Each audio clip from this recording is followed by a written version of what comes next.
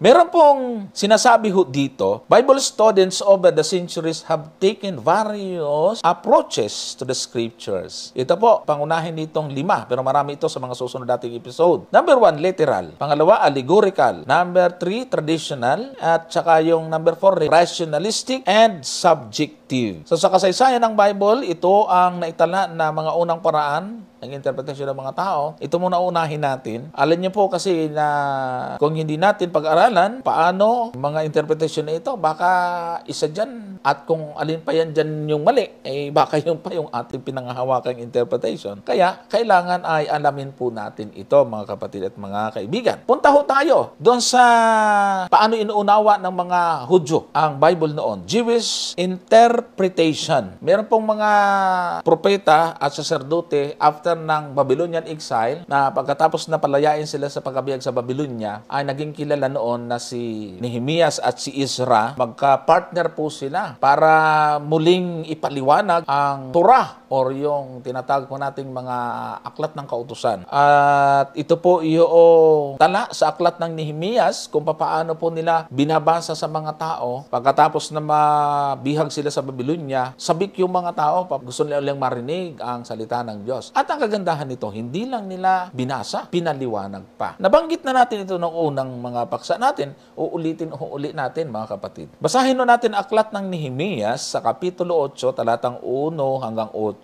Ito po ang nakasulat sa verse 1. At ang buong bayan ay nagpipisan na parang isang lalaki sa luwal na dako na nasa harap ng pinto ang bayan ng tubig. At sila'y nangagsalita kay Ezra na kalihim na dalhin ang aklat ng kautusan ni Moises na iniutos ng Panginoon sa Israel. Verse 2, at dinala ni Ezra na saserdote ang aklat ng kautusan sa harap ng kapisanan ng mga lalaki at mga babae at lahat ng makadidinig na may kaalaman ng unang araw ng ika-7 buwan. At binabasa niya roon sa harap ng luwal na dako na nasa harap ng pinto ang bayan ng tubig. Mula sa madaling araw hanggang sa katanghaliang tapat sa harapan ng mga lalaki at mga babae at ng makakaalam at ang mga pakinig ng buong bayan ay nakikinig sa aklat ng kautusan. Verse 4, at binuksan ni Ezra ang aklat sa paningin ng buong bayan sapagkat siya'y nasa mataas na buong bayan. At nang kanyang buksan, ang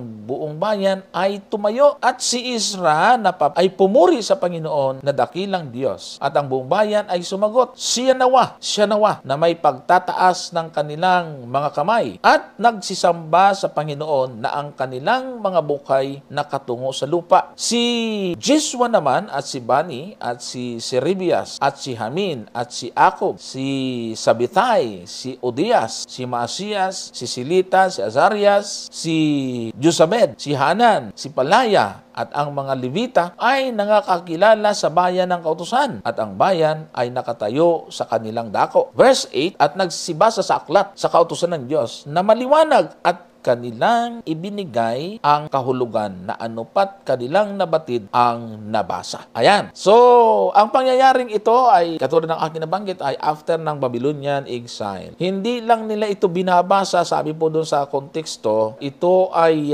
naroon yung explanation. Sabi po doon sa mga talatang ating binasa. Minsan nga, nakaka-encounter tayo dito ng mga comment, mga kapatid, at sabihin, bakit hindi kayo nagbabasa? Puro kayo daldal. May mga ganyan. Mga kapatid, kapag meron po kaming pinapaliwanag, ay tinicheck namin na yung aming sinasabi ay meron kaming pinagkuhanan ng explanation. Kaya nga, katulad ng kanilang sinasabi, hindi lang sila nagbasa, sabi ng talata, pinaliwanag ang diwa. At alam niyo po ba kung anong ibig sabihin ng kanilang pagpapaliwanag? Kinukuha nila ito sa Aramaic at sa Hebrew. Kinukuha nila ito sa tamang meaning mismo ng talata. Maingat po nila itong ginagawa. Tingnan po niyo yung sabi ng verse 9, at si Nehemias na siyang tagapamahala at si Ezra na saserdote na kalihim at ang mga Levita na nangagturo sa bayan ay nangagsabi sa buong bayan, ang araw na ito ay banal sa Panginoon ninyong Diyos. huwag kayong magsitaghoy ni magsiiyak man, sapagkat ang buong bayan ay umiiyak nang kanilang marinig ang mga salita ng kautusan. Ba, matindi mga kapatid, nang maunawaan ng bayan ang kahulugan ng salita, dahil pinaliwanag nila ito, umiyak sila. Naintindihan nila yung mensahe. Sa Bible pala, kung mayroong mang iyakan sa church, ito ay kapag ka nakinig ng sermon.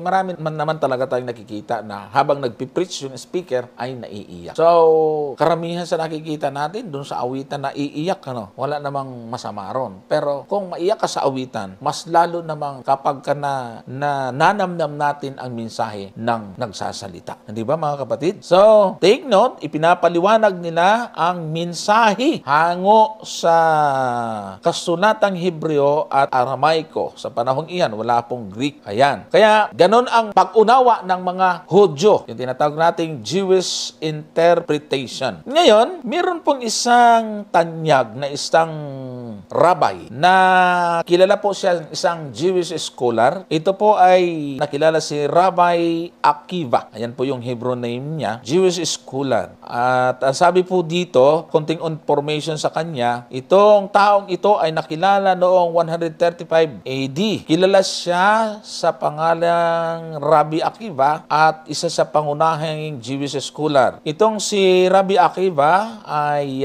sabi po dito, was a leading contributor to the Mishnah and to Midrash Halakha. He was executed by the Roman in the aftermath of the Bar Kokhba revolt. Ano ba yung Bar Kokhba revolt, mga kapatid? Pag sinabing Bar Kokhba revolt, ito po yung rebellion of the Jews to the Roman province of Judea. Nagiganti sila. Pinangunahan po ito ni Simon Bar Kokhba laban sa Roman Empire. At ito po ay na mga tinatayang nasa 132 to 136 AD. So, tinatawag itong huli. It was the last of three major Jewish-Roman wars. So, it is also known as the Third Jewish-Roman War of the Third Jewish Revolt. So, dito pinatay itong si Simon Bar Kokhba. Ibig sabihin, ang taong ito ay malapit sa panahon nila. At palibasa isa sa Jewish scholar, ay meron po siyang ganitong pahayag. Ang sabi po doon sa kanyang sulat, maintain that every repetition, figure, parallelism, synonym, word, letter, particle, pleonasm, nay, the very shape of a letter. So, ang ibig pong sabihin, yung pong mga salita na inuulit, yung figures of speech, yung mga parallelism, synonym, word, mga litra, particle, pati yung mga paulit-ulit na binabanggit, at saka yung shape ng litra ay iniulat niya na ganun kaingat yung mga Hudyo during that time, mga kapatid. So, sariwa pa sa kanila yun. Kahit na napakalapit at sa panahon pa na malapit pa sila doon sa original na mga sumulat nito, subalit yung pong pagsasalin, yung pang paglilipat ng manuskrito ay ganun sila kaingat, mga kapatid at mga kaibigan. Ngayon, puntahan natin itong sinasabi sa history na Hillel and Shammai. Sino itong si Hillel and Shammai, mga kapatid? Sabi po dito, Rabbi Hillel, 70 BC at saka hanggang AD 102, was a prominent leading among the Jews of Palestine. He was born in Babylonia and established a school which was named for him in Jerusalem. He arranged under 6 topics the many rules that had developed among Jews pertaining to the 613 command in the Mosaic Law. So yung pong sinasabi po lagi natin na ayon sa mga Hudyo, tinatawag nating Mosaic Law, ay meron po silang 613 na mga commands. Ito pong si Rabbi Hillel ang nag-develop ng mga rules may kinalaman dyan sa 613 commands of Mosaic Law. So he is also set forth 7 rules for interpreting the Old Testament. So siya din ang merong binabanggit ko yung tungkol doon sa 7 paraan paano ini-interpret yung Old Testament ng mga Hudyo.